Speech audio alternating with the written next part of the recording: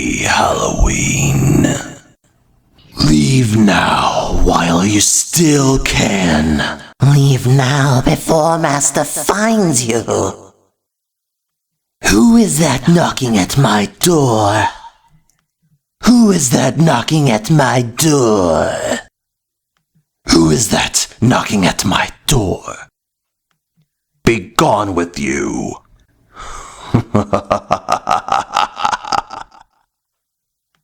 Hello everyone, in today's video I'll be talking about the Satanic Rites of Dracula from 1973. Back when I did these Hammer Dracula reviews with my friend Christian on his YouTube channel, I never got around to watching this movie until now. Also that time I had other personal stuff going on at the time, from moving to a new place. I was only able to commit to a few Hammer Dracula reviews for him at that time. Let me tell you, this one was not worth watching for me for a review at that time back in 2020. But since my YouTube channel is part of the Hammer Dracula series, I had no choice but to watch and talk about it on this channel. This one was definitely one of the weakest Hammer Dracula movies to the series.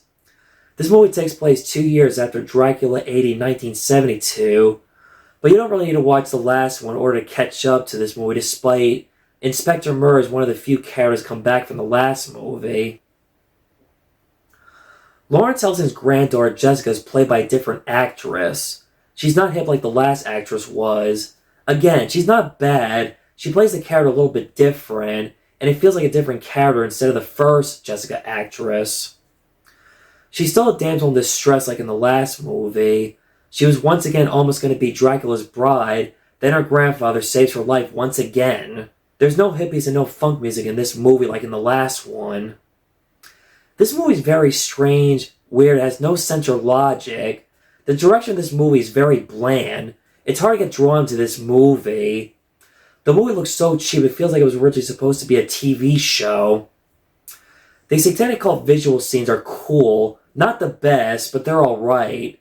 I've seen better Satanic Cult ritual movie visuals. The problem with this movie is that it's a combination of different subgenres mixed into one.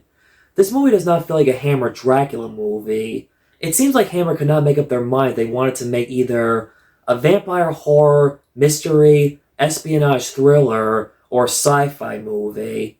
It has too many subgenres mixed into one in this movie, and they threw in Dracula at the last minute. It can go either way when you mix different genres into a movie, but this movie is a bad example of trying to appeal to other audiences and everyone. There's a lot of better movies where they mix different subgenres together, but that's a whole different topic and video for itself. It's very boring and a drag. The dialogue is very boring, flat, stale, and dry and stiff.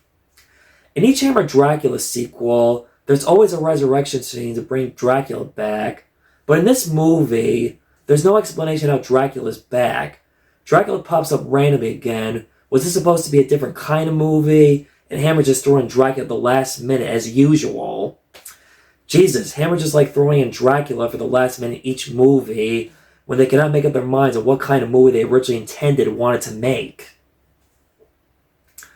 Christopher Lee doesn't show up as Dracula until 30 minutes into the movie. Only one scene he does not have any dialogue. The rest he speaks. He does have a good scene where he gives a crazy satanic speech explaining his evil diabolical plan in front of Lorimer Helsing. Once again, while I did not like this movie, but still, Peter Cushing does a good job in this movie.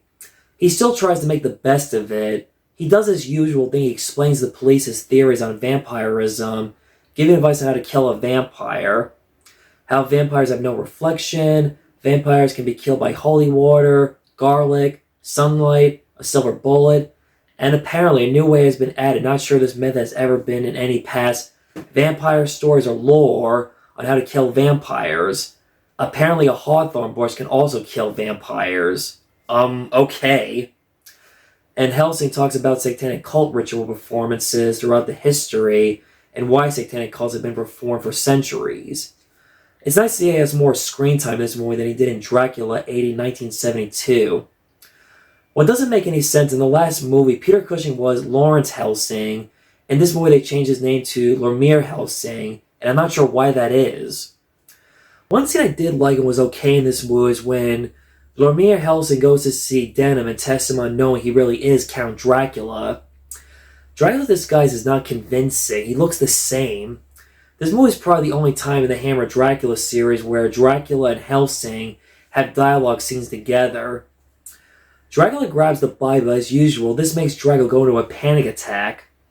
But next time when you make a silver bullet, make more and a bigger gun in case one of Dracula's henchmen cuts you off. Have a backup gun with the same bullet. What I don't understand is, why is it that when Helsing made the silver bullet, it had to be made from the cross? Wouldn't any silver bullet work? When I was watching Cinemassacre's review on this movie, he pointed out something I agree with him on, that when Lorimer Helsing meets Denham, Dracula's cover-up boy sounded like Bela Lugosi. But I don't think Christopher Lee was not intentionally going for that, and it was no coincidence.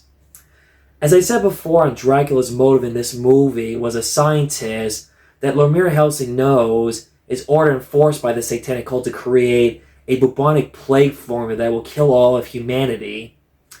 Dracula wants to use this plague for world domination. As interesting as this idea is, I don't think it's not done well or properly executed. This concept has potential, but it'd be done in a better movie. But you could also say that maybe this idea can be a little bit over the top and can go either way. Also, this idea is worse than Dracula sucking his victim's blood. The question is, how would Dracula survive without flesh blood if he killed everyone in the world? Lorimer Helsing's theory on Dracula's motive is that Dracula is a cursed immortal who wants to end his curse in existence to take the world down with him.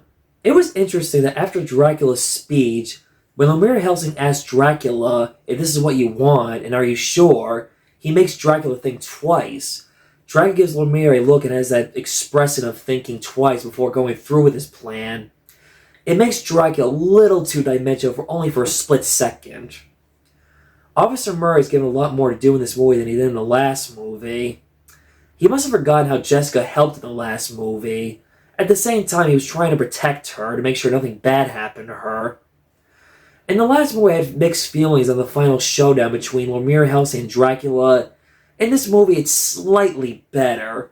No funk music this time. Dracula walks into hawthorn bushes like a dummy. Seeing his head have a hawthorn bush makes me think of Jesus Christ. Then Lorimer Helsing stakes Dracula. Dracula turns into dust and fades away. Despite my mixed feelings on this movie, I found this one to be mediocre and it felt like it had potential, but again, Hammer just wasted their time on this movie. To me, this movie had its highlights and lowlights. It's sad this was the last time Christopher Lee played Dracula for Hammer. Not a good way to go out with a bang for him as Dracula in this movie. This movie surprisingly is in the public domain. You can watch this movie anywhere. It's rare for a Hammer film to be slipped into the public domain, and it remains an unknown reason how this movie got into the public domain. Even I don't know or have the answers on how this film fell into the public domain somehow. You can get this movie on a public domain DVD horror box sets. Before getting this movie on Blu-ray, I had it on DVD, but threw it out because the disc was scratched and worthless. Then I got out this DVD triple collection with two other Christopher Lee horror movies, Horror Express and City of the Dead. This I got at a pawn shop store called Mr. Cheapo's back in Long Island, where they sell used DVDs, Blu-rays, CDs, record players, and VHS tape for those of you who still own a VCR. If you own any public domain horror movie DVD sets, you may have this movie without realizing it. The American title of this movie is called Count Dracula and His Vampire Bride, which doesn't make any sense. Didn't Hammer already use a similar title to this for Brides of Dracula?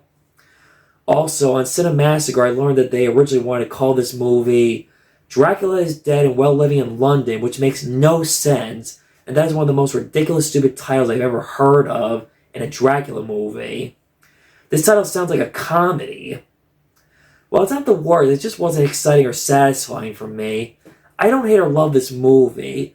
It was take it or leave it, and thought it was just okay. I'm not in a rush to rewatch this anytime soon again in the near future. That was my video on the Satanic Rites of Dracula. Tomorrow we dive into the final Hammer Dracula, The Legend of the Seven Golden Vampires, Kung Fu meets Dracula.